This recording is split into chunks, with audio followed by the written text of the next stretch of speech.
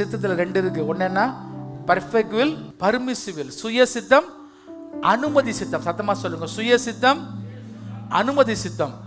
நான் சொல்றேன், ஆண்டோடைய சுய சித்தத்தில் ஒருவன் இருப்பானையாகில் அவனுக்கு தோல்வியே இருக்காது. ஆனா என்னன்னா,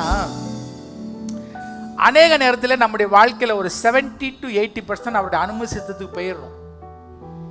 ஆனா காரியம் நடக்குது. நம்ம என்ன நினைச்சுக்கிறோம்? கர்த்தர் காப்பாத்திட்டார். இல்ல, இட்ஸ் நாட் லைக் தட். மோசேவை ஆண்டவர் மலையை பார்த்து என்ன சொன்னாரு? ஆனா அவன் என்ன பண்ணா? தண்ணி வந்துச்சா?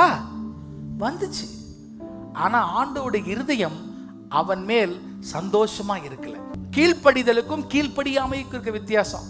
அவர் அப்பாவா இருக்கிறார். ரெண்டு கரங்களை வைத்து சொல்லுங்க, அவர் அப்பாவா இருக்கிறார். அதனால நீங்க சில காரியத்துல அவருக்கு கீழ்ப்படியாமல் இருந்தாலும் அவர் உங்களை கொல்ற மாட்டாரு, அவர் உங்களை வழி நடத்துவாரு. ஆனால் அவருடைய மனம் உங்கள் மேல் பிரியமாய் இருக்காது. உங்க வாழ்க்கையில, என்னுடைய வாழ்க்கையில ஒரே ஒரு காரியத்தை நாடணும்னா அவருடைய மனம் பிரியமாய் இருக்கணும். ஒரு தடவை தாவீது தவறினாலும் அவனுடைய வாழ்க்கையில எல்லா காரியத்திலும் அதற்கு பிறகு ஆண்டவருடைய திட்டத்தை செய்ய அவன் மறுக்கவில்லை. அதனாலதான் ஆண்டவர் சொல்றாரு, என் இதயத்துக்கு ஏற்ற தாசன் சொல்ல.